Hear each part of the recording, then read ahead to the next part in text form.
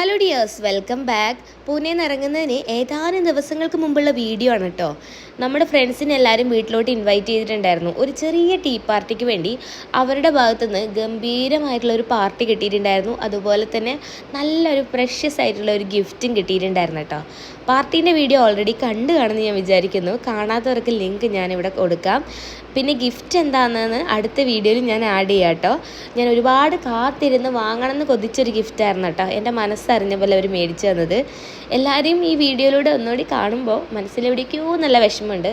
ഞാൻ ആദ്യം കരുതിയത് എനിക്ക് പുതിയ സിറ്റിയിലേക്ക് പോകാറുന്നതിന് സന്തോഷം ഉണ്ടാവുക എന്നാണ് കേട്ടോ. പിന്നെ എല്ലാവരോടും യാത്ര പറഞ്ഞ് തുടങ്ങുമ്പോഴാട്ടോ നമ്മൾ ബാക്കിയുള്ളവർക്ക് എത്രത്തോളം പ്രിയപ്പെട്ടവരാണെന്നും അവർ നമുക്ക് എത്രത്തോളം ഇമ്പോർട്ടൻ്റ് ആണെന്നും മനസ്സിലാവുന്നത്.